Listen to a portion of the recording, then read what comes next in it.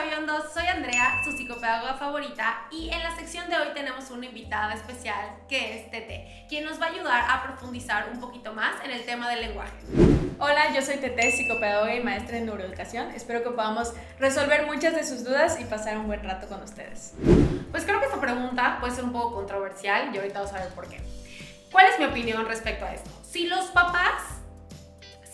ambos papás hablan dos idiomas diferentes, o sea, la mamá habla español y el papá habla inglés, creo que lo más adecuado es que desde el nacimiento se decida qué papá va a hablar en español, por ejemplo, y qué papá va a hablar en inglés, ¿ok? Porque los niños, aunque hay gente que no lo cree, pueden aprender 2, 3 o 4 idiomas al mismo tiempo si se les está hablando continuamente en ese idioma.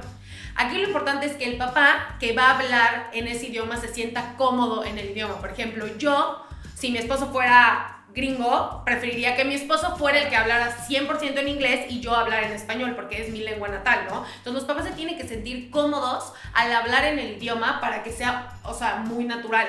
Pero también aquí es lo controversial y la pregunta es, no sé qué opinas tú, ¿hay retraso en el lenguaje cuando se aprenden dos idiomas o no? ¿Qué opinas? Yo pienso que definitivamente, estoy casi segura que no.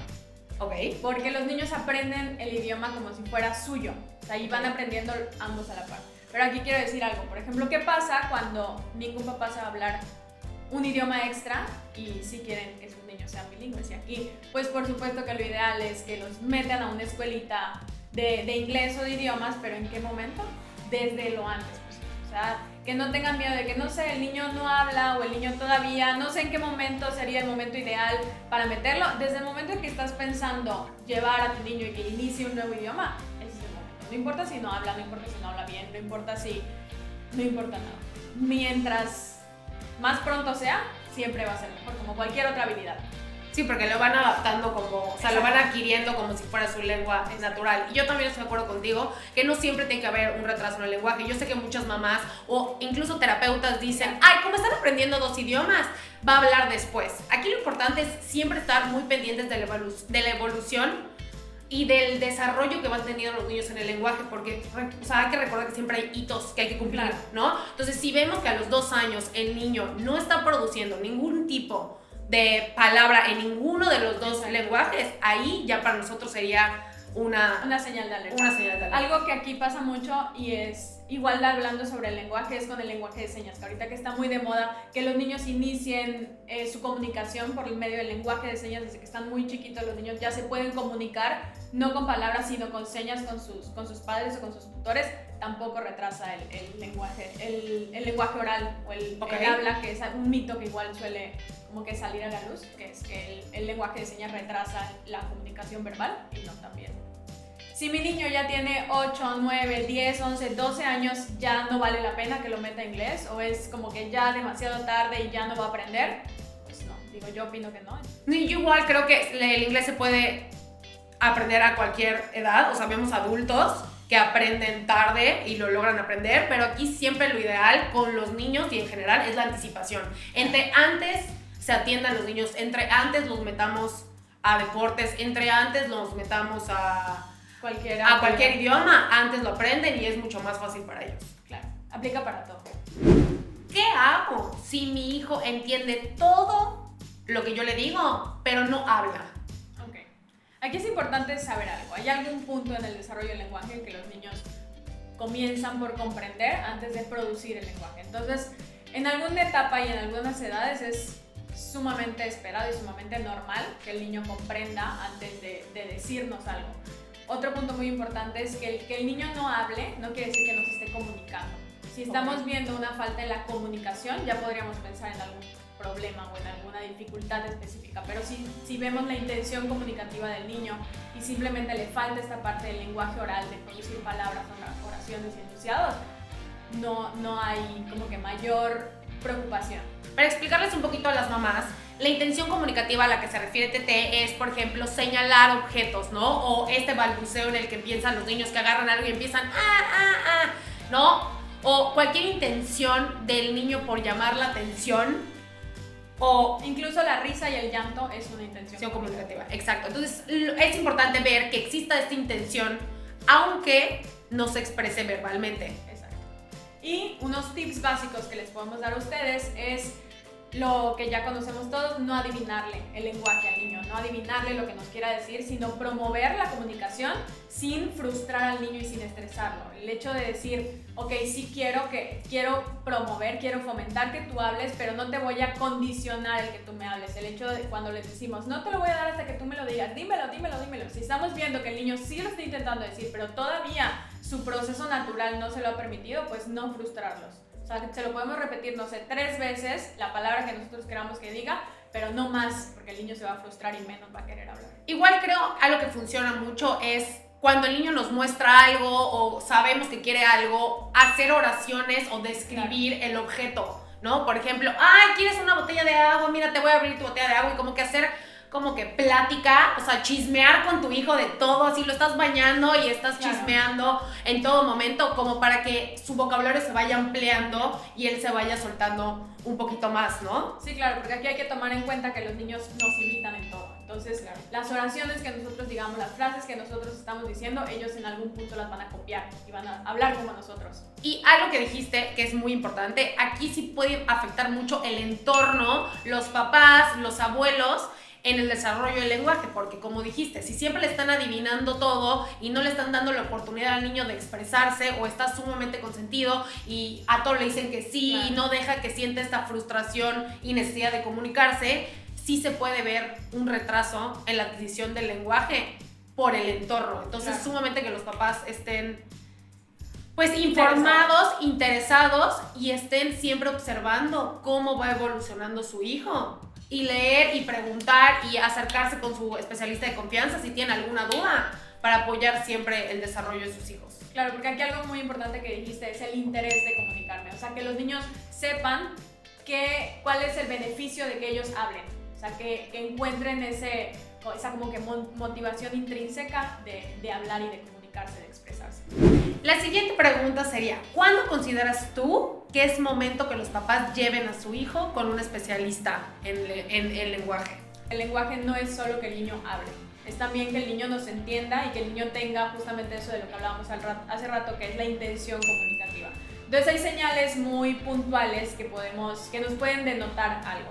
Por ejemplo, que a los 3 meses el niño llore raro, o que el niño no sonría, que a los 6 meses el niño no voltee cuando llamemos su nombre, que más grandecitos tengan problemas para deglutir o para masticar, que eso nos hablaría sobre un problema motor, porque el lenguaje no tiene que ser simplemente por un problema cognitivo o por un problema emocional, puede ser igual problemas sobre la fonoarticulación.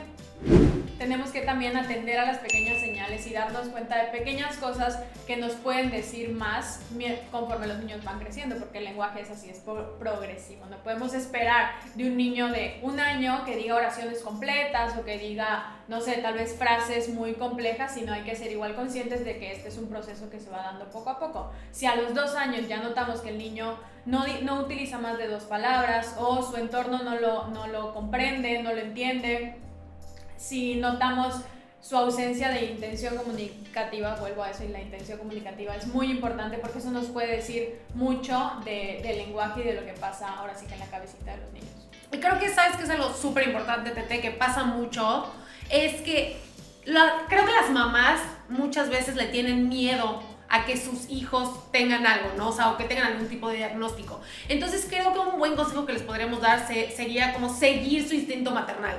Nosotros podemos ir a fiestas y podemos ver a niños y te puedes dar cuenta cuando tu hijo no está teniendo el mismo desarrollo o que sus hermanos o que sus primos o que otros niños. En ese momento en el que tú como mamá piensas, veo algo raro o que no me late, es la palabra, o sea, esto no me está latiendo, creo que es momento en el que tienen que ir, ¿no? Que no le tengan miedo al diagnóstico, que vayan, que acudan con algún especialista, que si tienen dudas lean y que al final no es ponerle una etiqueta a un niño, sino entre antes lo atendamos y entre antes se le dé el apoyo que requiere el niño, más rápido va a salir del problema, porque la realidad es que puede ser un problema muy sencillo, como una mal posición de la lengua, o puede ser algo ya mucho más complicado, que pueda ser como un trastorno general del desarrollo o algo cognitivo, que entre más rápido atendamos, más rápido salimos del problema, ¿no? Entonces creo que un consejo muy bueno es, cuando no te late, o cuando sientes que... Cuando tienes un mal presentimiento. Cuando tienes un mal presentimiento, acude. O sea, vaya, no le tengan miedo al diagnóstico y no es una etiqueta. A mí no me gusta poner etiquetas y creo que pues la mayoría de los terapeutas ahorita ya no lo usan como, claro, como etiquetar al niño, sino nada más para darle estrategias a la mamá, a la escuela y a sus diferentes entornos para ayudar al niño a desarrollarse. Sí, porque como dices, al final no necesariamente tiene que ser un diagnóstico, sino tal vez el especialista solo te va a dar algunas recomendaciones para promover el lenguaje del niño y que funcione mejor. No necesariamente te va a decir, tu niño tiene esto, sino puedes hacer esto para mejorar con tu niño. No todo es, o sea, el especialista va o a descartar un diagnóstico o a comprobarlo, pero no siempre es que tu niño tenga que tener algo si hay alguna señal de alerta o si cumple con alguna señal de alerta, porque también cada niño es diferente y cada niño evoluciona diferente y se desarrolla diferente, y que cumpla con algún hito anormal no quiere decir que tenga un diagnóstico. Aprovechando que estamos hablando sobre las señales de alerta, he escuchado comentarios de los papás diciendo, mi hijo se frustra mucho cuando yo no lo entiendo. Para responder esta pregunta o hablar sobre este comentario, creo que es muy importante empezar o determinar la edad de los niños, ¿no? Si el niño tiene 1 año o 2 años, pues es evidente que su desarrollo del lenguaje aún no le da o todavía no tiene la capacidad para expresarse al 100% sus necesidades, y a lo mejor esto le puede causar algún tipo de frustración, ¿no? Que mi papá no me entienda.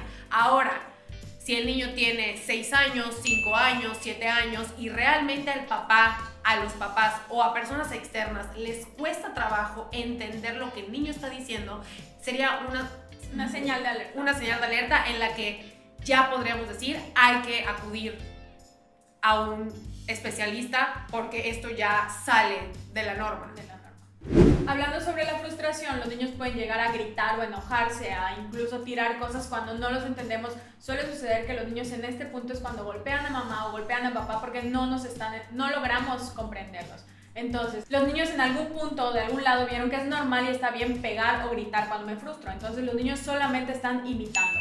Y a nosotros nos toca enseñarles a lidiar con la frustración cuando no logran expresar lo que sienten. Entonces, yo creo que tú les puedes dar algunos tips de cómo podemos acompañar a los niños o de cómo podemos esta lucha contra... Para no salirnos del foco y seguir hablando del lenguaje, ¿no? Cuando se frustran porque no les entendemos algo, creo que algo básico es agacharnos al nivel del niño, ¿no? Hay muchos papás que quieren hablarles desde arriba, pero la realidad es que nos tenemos que agachar para estar al nivel del niño, poderlo ver a los ojos. Y pues lo primero es calmarlo, ¿no? Es decirle, entiendo que te estés sintiendo así, vamos a darte unos minutos para que te calmes. Ahora sí, ya estás bien, muéstrame qué es lo que necesitas, ¿no? O sea, que acompañar al niño en esta frustración, y a lo mejor pueden ir al lugar y que el niño les muestre el objeto, o el papá, ahora sí que aunque hayamos dicho lo de no adivinar, el papá puede decir, oye, creo que necesitas esto, ¿qué más necesitas? Que el papá le ayude, ¿no? A describir lo que el niño podría necesitar para que él también lo vaya escuchando y vaya pasando esta frustración que el niño va sintiendo. Claro, modelar lo que nosotros esperamos de los niños, que ellos lo vean en nosotros, porque es la única forma en la que ellos lo van a poder aprender. Y lo más importante, digo, ya lo dijimos pero lo repetimos, esto también depende mucho de la edad de los niños, ¿no? En los niños chicos podría ser muy común porque todavía no tienen la capacidad para expresarse, pero si esto está pasando en niños más grandes, sí sería una señal de alerta en el que ya deberíamos de acudir con un especialista para poder solucionar el problema que se está suscitando. Otra estrategia que podemos darles ahorita es justamente de lo que hablaba hace un rato, que es la lengua de señas.